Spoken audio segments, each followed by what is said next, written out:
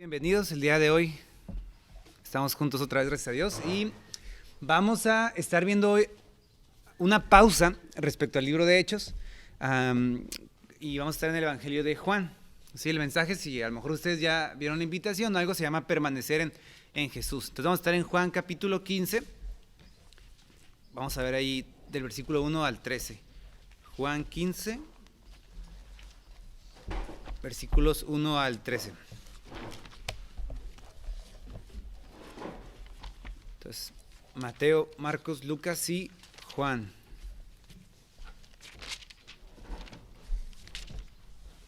Muy bien.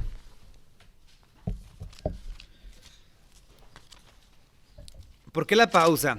Yo creo que una de las bendiciones de estar estudiando el libro de Hechos es ver la historia de la iglesia, no la continuidad, cómo es el que el Señor iba avanzando su iglesia a través del mundo en ese momento. Pero podríamos perder, yo creo, algo de vista en ocasiones, y es el hecho de que el impulso de los apóstoles tenía su base en Jesús y en sus palabras, no únicamente en sí en la fuerza del movimiento. A lo mejor vemos el libro de Hechos y podríamos pensar que los apóstoles seguían expandiendo el evangelio y los discípulos, o Pablo tenía conversión, etcétera. Pues a lo mejor producto de la emoción de un movimiento naciente, ¿no? Es muy común, por ejemplo, cuando un nuevo partido político nace, que hay una gran expectativa alrededor, porque en teoría los que lo conforman son personas que probablemente vienen de otros partidos, otros son nuevos jugadores en el escenario, pero traen una idea de cambio, una idea de transformación que hace que sea atractivo para nuestros ojos un poco, ¿no? Y a veces ese mismo impulso, ese producto de la emoción naciente hace que los movimientos perduren. Incluso las nuevas iglesias pueden tener estas dinámicas cuando son recién plantadas o están iniciando nuevos proyectos, pues como es emocionante el despegue, uno puede irse con la fuerza de ese despegue y pensar que es suficiente para sostenernos. Y en el libro de Hechos podríamos pensar eso un poco. Ya vamos ahorita en el capítulo 9 y podríamos perder un poco de vista que no era producto de la emoción o del impulso inicial la forma en que los apóstoles estaban expandiendo la iglesia. Tampoco era una expectativa sobresaliente en el sentido de como cuando va a salir una nueva película, ¿verdad? Y hay muchos trailers alrededor y emoción, y luego cuando sale como que pues fue más publicidad que realmente el producto en sí. No es algo así, o sea, la iglesia toma su base en las palabras de Jesús. Y creo que es importante recordarlo porque nuestra vida tiene que tomar base más que cualquier otra cosa en las palabras de Jesús. ¿Por qué? La vida no es tan simple a veces. Yo creo que esta semana, por ejemplo, para algunos ha sido difícil, para otros un poco más llevadera, pero sin duda la realidad de la vida pone a prueba nuestra fe. No únicamente nuestra fe, sino nuestro cristianismo. Las convicciones, el cómo puedo vivir perdonando, cómo puedo vivir amando. Yo sé que no es tan simple en ocasiones. Pero recordar a Jesús es volver a vivir porque recuerdas nuevamente nuestra base. De modo que hoy yo quiero introducirlos al Evangelio de Juan. El Evangelio de Juan es conocido como el Evangelio único. Hay 4 evangelios en la Biblia, ¿sí? Es Mateo, Marcos, Lucas y Juan. 3 de ellos se conocen como sinópticos, que significa la misma mirada. Mateo, Marcos y Lucas presentan la vida de Jesús desde una perspectiva muy similar, pero Juan tiene como una mirada distinta, porque su aproximación a la vida de Jesús no es tanto histórica, sino teológica. Es decir, es una biografía de Jesús, pero no tanto desde el énfasis de sus hechos diarios, sino desde el énfasis de su filosofía de vida y sus palabras. Entonces es muy diferente, ¿no? O al menos tiene un aspecto diferente. Y en el Evangelio de Juan encontramos unos capítulos únicos que se conocen como el corazón de Jesús. Yo los animo a que ustedes puedan leer capítulo 14, 15, 16 y 17. Esos 4 capítulos no los encontramos en ninguno de los otros evangelios y nos muestran, como dice la frase que acabo de mencionar, el corazón de Jesús, su intención. Hoy vamos a ver un poco de eso y el tema que tocaremos hoy es el de la permanencia. ¿Okay? Y para eso me gustaría que leyéramos un resumen de lo que vamos a ver hoy, que mismo Jesús da en Juan 15, 16. Dice Juan 15, 16, ustedes no me escogieron a mí, sino que yo los escogí a ustedes y los designé para que vayan y den fruto y que su fruto permanezca, para que todo lo que pidan al Padre en mi nombre se los conceda. Y esto les mando, que se amen los unos a los otros. Estos dos versículos son un resumen excelente del pasaje del versículo 1 al 15. Hoy vamos a ver nada más del 1 al 13 por el tiempo, pero son un resumen perfecto. ¿Por qué se los menciona así? A veces, cuando estamos leyendo la Biblia, lo primero que hacemos o ponemos énfasis es en las órdenes. No sé si les ha pasado. Tú quieres saber, tú quieres que la Biblia te diga qué hacer. O buscas, cuando lees la Biblia, a lo mejor lees con la intención de que te diga exactamente qué hacer en cierta circunstancia de tu vida en particular. ¿Tienes un problema? Tú quisieras abrir la Biblia y leer una parte donde te diga, haz esto, pide así, ora así. Y eso en la Biblia se le conoce, bueno, realmente en la gramática, a ese tipo de palabras se les conoce como imperativos, ¿sí? O sea, órdenes que te llevan a hacer algo. Pero muchas veces la Biblia antes de imperativos está llena de indicativos, que su misma palabra muestra el significado, que te indican algo. Así que hoy Jesús nada más nos va a dar 3 órdenes. En 13 versículos Jesús únicamente da 3 órdenes. Y son muy claras. Y esos versículos de resumen. Primero Jesús nos dice, permanezcan. Luego Jesús nos dice, pidan. Y en último Jesús nos dice, amen. Pero yo quiero hacer mucho énfasis hoy en los indicativos. Que ustedes y yo veamos lo que Jesús nos plantea antes de ordenarnos algo, ¿sí? Porque es más fácil obedecer que escuchar. O queremos siempre hacer y no escuchar. Como dicen, hablar y no escuchar. Entonces, hoy vamos a escuchar y pienso que de esa manera ustedes y yo podamos actuar mejor. ¿Okay? Juan 15, 1. Ok, la declaración. Fíjense Jesús que comienza diciendo, yo soy la vid verdadera y mi Padre es el viñador. Todo sarmiento o racimo que en mí no da fruto, el Padre lo quita, y todo el que da fruto, el Padre lo poda para que dé más fruto. Pero ustedes ya están limpios por la palabra que les he hablado. Yo creo que aquí tenemos una ventaja muy grande a otras personas del mundo, y es la siguiente. Muy cerca de nosotros se encuentran algunos de los viñedos, no únicamente más importantes de México, sino del mundo. O sea, el vino del Valle de Guadalupe en particular es uno de los más reconocidos mundialmente hablando. ¿Y cuándo se han tenido la oportunidad de ir? Muchos en su vida han tenido la oportunidad de ver una vid o un árbol de uvas, ¿ok? Así se le conoce como la vid. Pero nosotros yo creo que tenemos una aproximación muy real a cómo se ve un árbol de uvas, una vid, y Jesús dice, yo soy la vid verdadera y mi Padre es el labrador. Es muy interesante porque Jesús dice que Él es la vid verdadera. Eso significa que hay una vid falsa o que hay una vid no tan genuina. ¿Y a quién hace referencia a la vid? En el Salmo 80, el salmista, Asaf es el nombre del escritor, compara al pueblo de Israel con una vid y dice que Dios había desarraigado una vid de Egipto y que la transportó a Palestina y que la plantó y que la cuidó y que la regó, etc. Pero que debido a su desobediencia, esta vid finalmente estaba haciendo, en lugar de algo muy productivo, estaba haciendo algo que causaba una lástima, una impresión negativa, porque el salmista dice que los cerdos se comían los frutos, estaba sola, no había un muro que la protegiera, o sea, estaba desolada. Y entonces Jesús está diciendo, yo soy la vid verdadera, no el pueblo de Israel, porque el pueblo de Israel falló una y otra vez en cumplir la misión de Dios, que era dar fruto para toda la humanidad. Pero Jesús dice, yo soy la vid verdadera y mi Padre es el labrador. Qué interesante que Jesús compare a Dios con un agricultor. Yo creo que es una de las aspiraciones actualmente menos deseadas. No conozco a niños que yo quiero ser campesino, ¿no? O al contrario, en el campo muchas veces, y hay un problema en México respecto al tema, que los campesinos emigran a las ciudades porque el campo ya no da una suficiente ancho como para sobrevivir únicamente de eso, o solamente subsistes, ¿no? O sea, digo subsistir en el sentido de que sobrevives con la cosecha y no hay para más. Pero Dios se compara a sí mismo y Dios se ve a sí mismo como un agricultor. Así que eso le brinda un valor y una humildad singular a Dios, porque Él dice, yo no soy como el jefe de la viña que se sienta a lo lejos y solamente manda a los agricultores a trabajar en mi viñedo.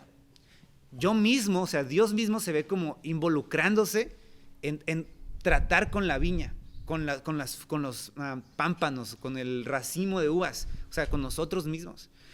Y Jesús dice, el Padre es el viñador, y el Padre, cuando ve que un racimo no produce uvas, lo corta. Pero cuando ve que un racimo está dando fruto, lo poda.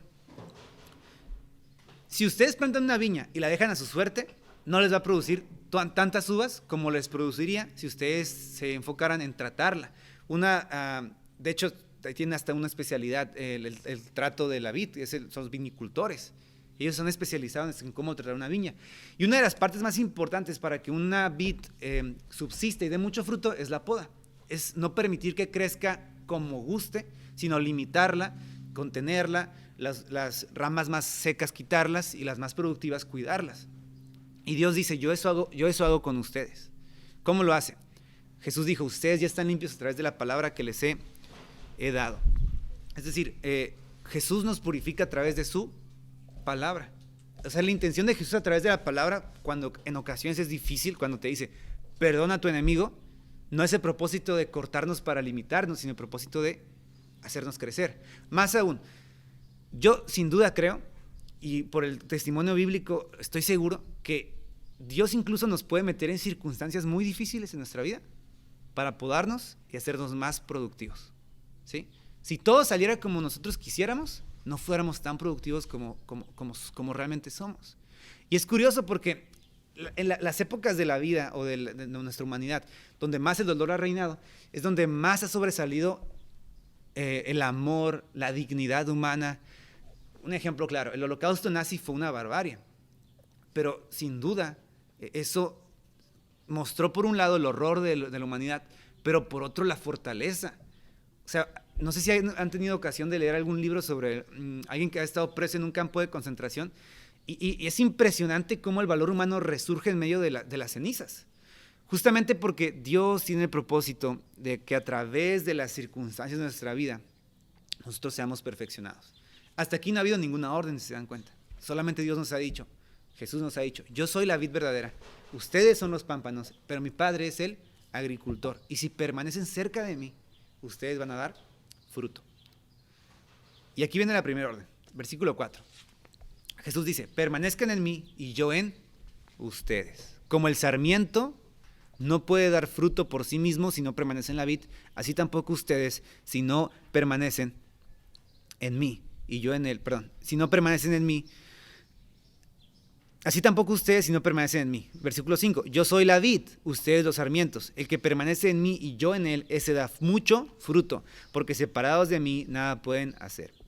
O sea, Jesús es el árbol, nosotros somos los racimos donde las uvas crecen, pero por útil que sea un racimo por sí mismo, ¿de qué sirve?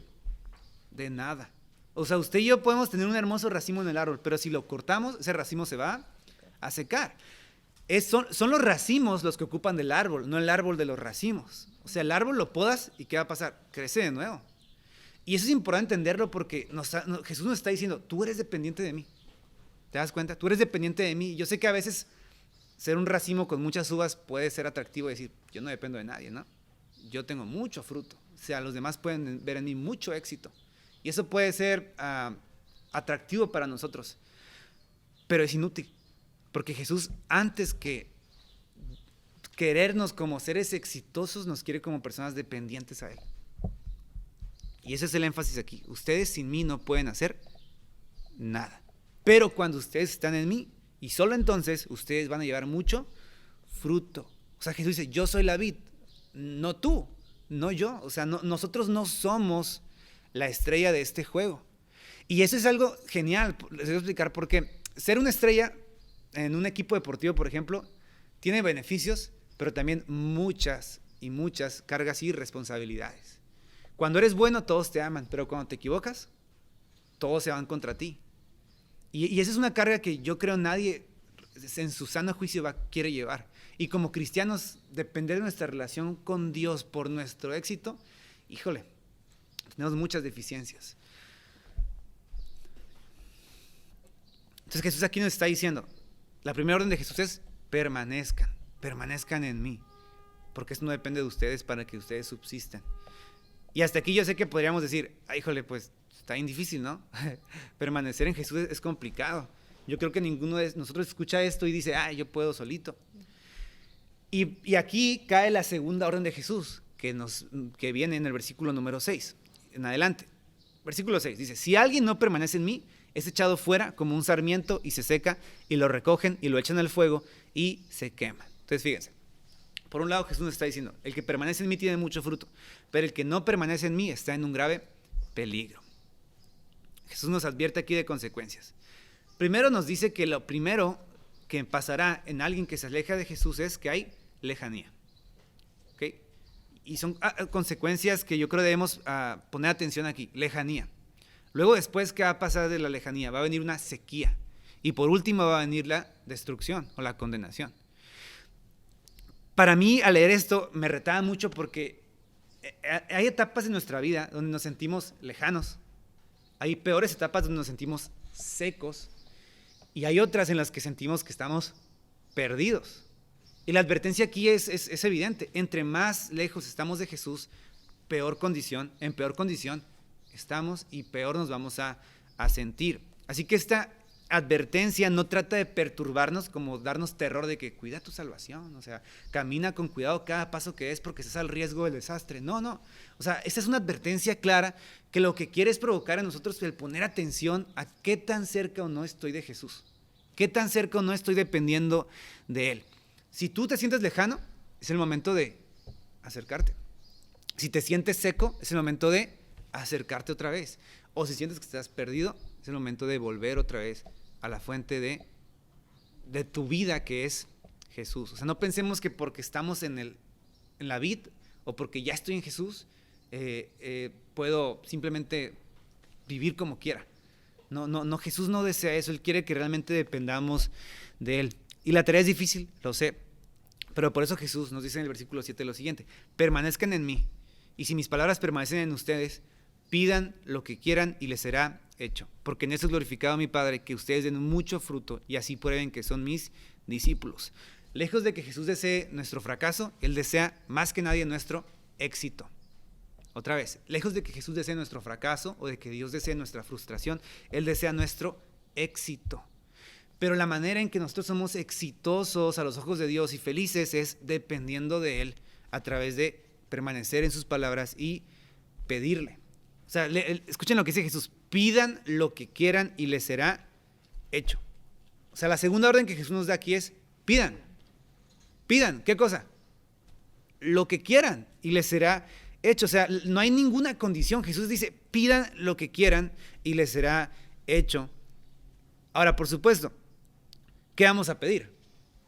¿Cierto?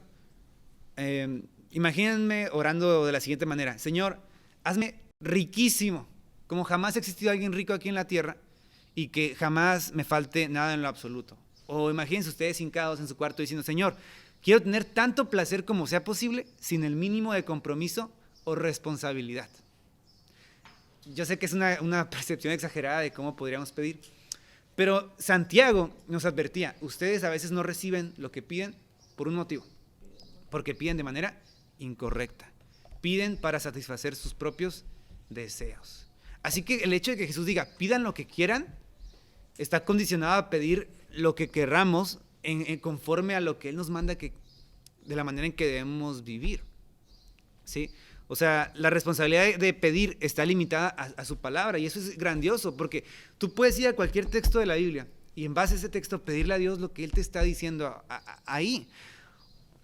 O sea, yo sé que esto de necesitar dar fruto puede ser algo exigente o algo muy difícil para nuestras vidas, pero Jesús dice, pidan y el Padre les va a responder. Pidan con confianza y el Padre les va a dar lo necesario para que ustedes puedan llevar mucho fruto, para que ustedes puedan pasar o sobrepasar todas las pruebas de su vida, de sus circunstancias, y ustedes puedan dar mucho fruto. Miren, les voy a leer un poquito Juan 14:15, unas líneas atrás. Jesús dijo lo siguiente: si ustedes me aman y guardan mis mandamientos, entonces yo rogaré al Padre y Él les dará un consolador para que esté con ustedes siempre, es decir, al Espíritu de verdad, a quien el mundo no puede recibir, porque ni le ve ni le conoce, pero ustedes sí lo conocen porque mora con ustedes y estará en ustedes. Así que si no sabemos exactamente qué pedir, pidámosle lo que Él nos está diciendo, a su espíritu. Pidámosle refugio, pidámosle consolación, pidámosle ánimo para seguir caminando. O sea, está seco, pídele agua. No hay como que para dónde hacernos mucho. Si estamos en ciertas circunstancias y queremos permanecer en Jesús, la manera no es esforzarnos en ser mejores personas. La manera de permanecer es pedirle lo que necesitamos. De modo que yo los invito a analizar hoy su vida. Aquí en una pausa. O sea, ¿qué es lo que yo necesito para permanecer más cerca de Jesús? ¿Más tiempo? Pídeselo. ¿Más organización? Pídeselo. ¿Tener una actitud más sana a lo mejor en mis relaciones? Pídeselo. ¿O salud física? Pídeselo. Y si tú pides con un buen propósito, Jesús realmente te va a responder. Y Jesús entonces dice, versículo 8, en esto será glorificado mi Padre, en que ustedes den mucho fruto y que así prueben que son mis discípulos. O sea, Dios desea nuestro éxito y nos ha dado el instrumento para nuestro éxito, y eso es pedirle con confianza, ¿sí? Y yo sé que es fácil decirlo, más complicado hacerlo, pero pidamos, de verdad, con confianza pidamos, no nos limitemos. A veces, como nos sentimos alejados de Dios, no le queremos pedir. O a veces, como sentimos que no vamos a la iglesia o que no estamos leyendo como deberíamos, nos da como pena pedirle a Dios.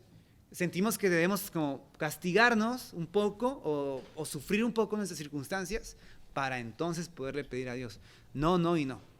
Si tenemos necesidad, Jesús dice, pidan con confianza y yo se los voy a dar. Mi Padre se los va a responder. Y hasta aquí llegamos a la última orden de Jesús, que es amar. Okay, ya vimos que Jesús nos dice, permanezcan. Puede ser difícil, pero la respuesta es pedir. Y no pidan únicamente para ustedes, pidan con un beneficio. Pero ahora Jesús nos dice, amen. Versículo 9. Como el Padre me ha amado, así también yo los he amado. Permanezcan en mi amor.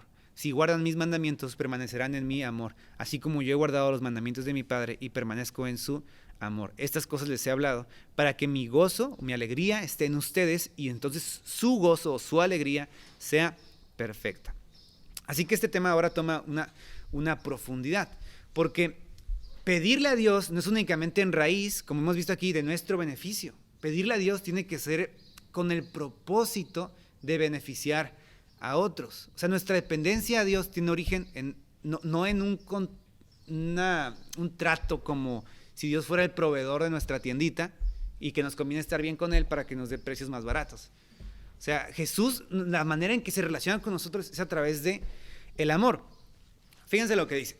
Como el Padre me ha amado, así también yo los he amado. Los que son padres aquí, ¿aman a sus hijos? Y somos imperfectos. ¿Cuánto Dios no amará, siendo Él perfecto, a su propio Hijo que también es perfecto? Ustedes aman a sus hijos, aunque a veces son rebeldes, aunque a veces pueden ser desobedientes. Yo me incluyo, en algún momento también fui así. Y nuestros padres no nos quitaban el amor como que, ya te portaste mal. Se acabó tu amor, ¿no? O sea, ya tu dosis de amor por este mes está agotada. Pero Jesús dice, como el Padre me ama a mí, así yo los amo a ustedes. Y más aún, así el Padre los ama. Y entonces Jesús con esa idea en mente nos dice, permanezcan en mi amor. O sea, estén en mi amor. Amen a mí, que soy Jesús, pero amen también a los demás. O sea, no nos pide que absorbamos este amor con un mero sentimentalismo basado en que, ay, Jesús me ama. No. Es un amor basado en hechos. ¿Cuáles son los hechos? Que Él vino a este mundo y murió por nosotros. Versículo 12. Este es mi mandamiento. Ámense los unos a los otros, así como yo los he amado. Porque nadie tiene mayor amor que este, que uno dé su vida por sus amigos. De modo que la manera en la que Jesús resume cumplir sus mandamientos es en amar a los demás. Yo los amo a ustedes, dice Jesús, tanto como mi Padre me ama a mí, y entonces yo les digo una sola cosa, amen a los demás y así entonces cumplirán mis mandamientos. Así que vamos ahora haciendo la escalerita hacia atrás. Hemos hablado de que permanecemos, ¿verdad? Queremos permanecer. Hemos hablado que para permanecer tenemos que pedirle a Dios que nos ayude a permanecer, a estar cerca de la vid. Pero aquí está la respuesta de cómo Dios nos ayuda a permanecer. Y la respuesta es el amor. O sea, yo no puedo permanecer en Jesús si no estoy pidiéndole que me ayude a amarlo más a Él y amar más a los demás. Yo no puedo permanecer para dar fruto en Jesús si yo no le estoy pidiendo a Él que me ayude a amarlo a Él y a los demás. ¿Cómo se ve esto?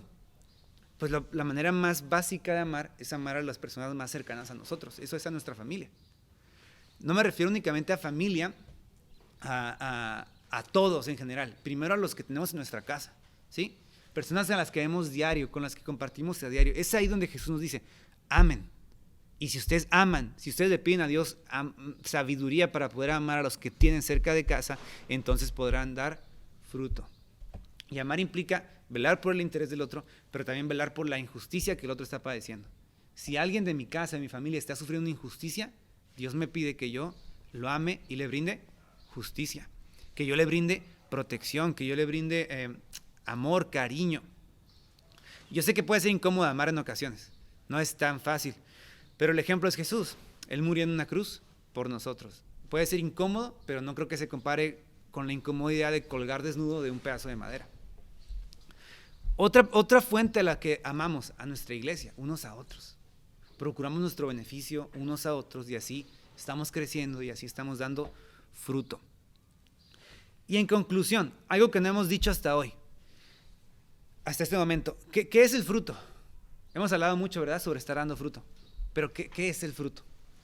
¿A qué se refiere Jesús cuando nos dice, el Padre quiere que den fruto?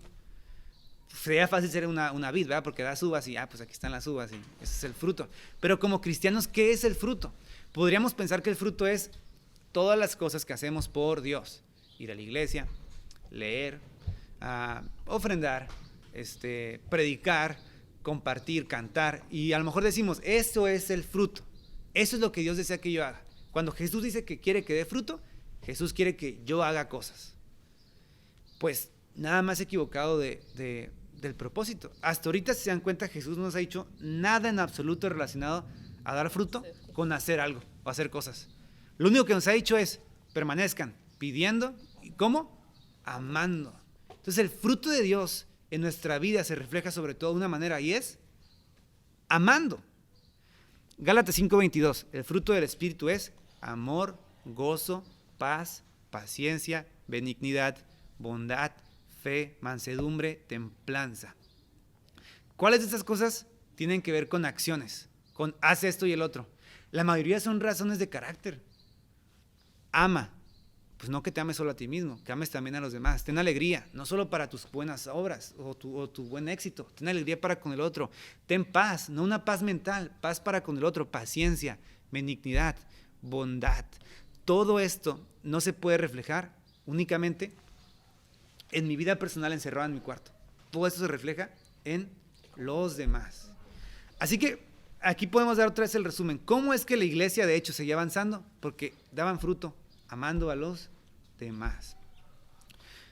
La base está aquí. Yo no voy a poder bendecir a otros si yo estoy enfermo. ¿Okay? Yo no voy a poder amar a otros si yo primero tengo una enfermedad. Si una parte de mis ramas está enferma, yo no puedo dar fruto para los demás. De modo que lo primero que Dios nos llama para dar fruto es concentrarnos en nuestra propia vida, nuestra propia personalidad. O sea, analizar qué tan cerca estoy yo de Dios, qué tan amante estoy yo de Dios. Y en razón de eso, entre más yo esté cerca de Dios, es como un vaso lleno de agua. Entre más lo llenas, rebosa hacia el exterior. Usted y yo no podemos dar nada que no tenemos primero. De modo que Jesús nos da en este pasaje una gran lección. Nos dice, permanezcan en mí, y porque solo yo soy la vid y ustedes los pámpanos. Permanecer no es fácil, pero pueden hacerlo pidiendo. Y pídanle a Dios que les dé su Santo Espíritu para que ustedes vivan como Él le agrada, que es amándolo a Él y amando a los demás. O sea, ser cristiano no está complicado en el sentido de que es un objetivo muy puntual, que es amar a Dios y amar a los demás. Servir a Dios a través de amarlo y servir a los demás a través de amarlos. No es otra cosa, ¿ok? No es vestirnos de una manera, no es comportarnos incluso de una manera, no es hacer algo, es vivir algo. Así que yo los invito hoy a que analicemos nuestras vidas y veamos en dónde estamos, ¿ok? A lo mejor ustedes se sienten cerca de Dios. Excelente, me da mucho gusto. Continúen ahí, perseverando, persistiendo, pidiéndole a Dios que los pode para que ustedes puedan dar más fruto amando a los demás, amándolo a Él. A lo mejor ustedes sienten que están lejanos, ¿sí? Entre cerca, pero a veces muy lejos. Sienten que están ahí, en la lucha. Acérquense a Jesús de nuevo. Pídanle a Él con confianza. Y Él otra vez los va a acercar a la vid. Quizá algunos de aquí nos podemos sentir secos. Como que no hay nada que yo pueda dar. O no hay nada que yo tenga valioso que dar. La clave otra vez está en pedirle a Jesús que nos ayude a amarlo a Él y amar a los demás. Si te sientes seco, Jesús dice que Él es la fuente de agua viva. Y a la mujer en un pozo lejano, en un desierto, le dijo: el que cree en mí, de su interior correrán ríos de agua viva. De modo que si tú y yo ponemos nuestra confianza en Jesús en nuestra sequedad, Él nos va a dar vitalidad. Y por último, a lo mejor tú te sientes ni lejano ni seco, sino lo que sigue, perdido, ¿verdad? A lo mejor ni siquiera sabes qué es sentirte seco. Pero a lo mejor hoy Dios te está despertando a darte cuenta de esa perdición en la que te encuentras, para que vuelvas a Él, ¿sí? Por eso Jesús dice: yo soy el buen pastor, y el buen pastor da su vida por sus ovejas. Pero más aún, Jesús dijo: yo soy como un pastor que tiene 100 ovejas, pero si una está perdida y lejana, yo dejo las 99 y voy por la perdida. Y a lo mejor la oveja no se da cuenta que está perdida porque le encanta comer hierba de otros pastos en los que está. Pero si tú levantas tus ojos hoy y te das cuenta que estás perdido y volteas hacia atrás, vas a darte cuenta que ahí está Jesús, tu pastor, listo para recibirte y acercarte a Él. De modo que eso es lo que Juan 15 nos presenta. Es una de las lecciones que el corazón de Jesús nos presenta. Y espero que en el futuro podamos ir viendo otras grandes lecciones aquí de esta porción de Juan.